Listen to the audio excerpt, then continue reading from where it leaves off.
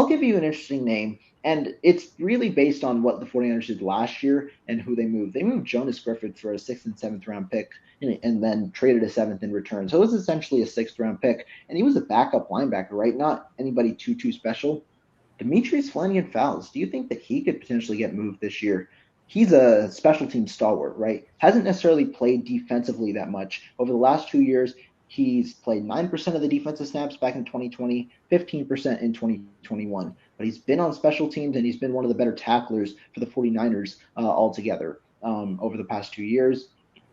The 49ers got in Oren Burks this year, who essentially plays that Demetrius Flannigan-Fowles role. Now, I'd love to see the duo play together on special teams, but then again, the 49ers have guys like Segun Olabi and Jeremiah Gemmel, both who I'm high on, or I think it's Gemmel, but both who I'm high on as undrafted rookies, who I think they'll lose. Just like they lost Justin Hilliard last year, I think they'll lose if they try and place them on waivers to try and stash them on the practice squad. So to me, Flannigan-Fowles, if you can fetch a sixth round pick, maybe, or something like that for him, would you entertain that?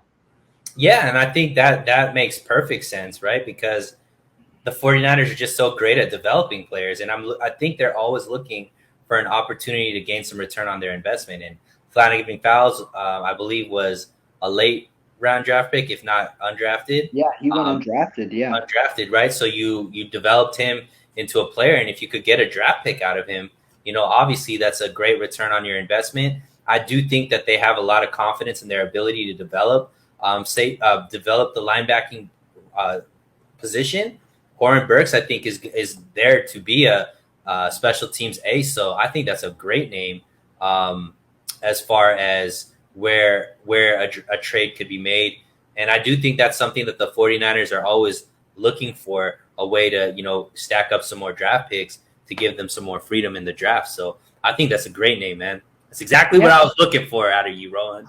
Yeah, I mean, the reason also is because Flannigan-Fowles is a restricted free agent in 2023, right? When you look at it, Flannigan-Fowles, this is his third year of accrued service. This third year, it was I think they call it exclusive rights free agent, which was what Flannigan-Fowles was this year. Signed the 1 year, $895,000 deal. But next year, I think the 49ers will be forced to place a tender on him like they did with Greenlaw entering his fourth year of accrued service. So that's why I think Flannigan-Fowles, like, it'll essentially cost him $2.54 million next year. And I don't think the 49ers, or I don't know what the exact cost will be, but it'll be somewhat in that range. And I don't think the 49ers are going to be looking to pony that money up for a backup level linebacker, especially one who they haven't necessarily entrusted in playing a linebacker role in the last couple of years, right? Like last year, Greenlaw was injured for almost the entirety of the year, only played 3 games, and yet Flannigan-Fowles only saw 15% of the defensive snaps. Meanwhile, at State of the Franchise this past week,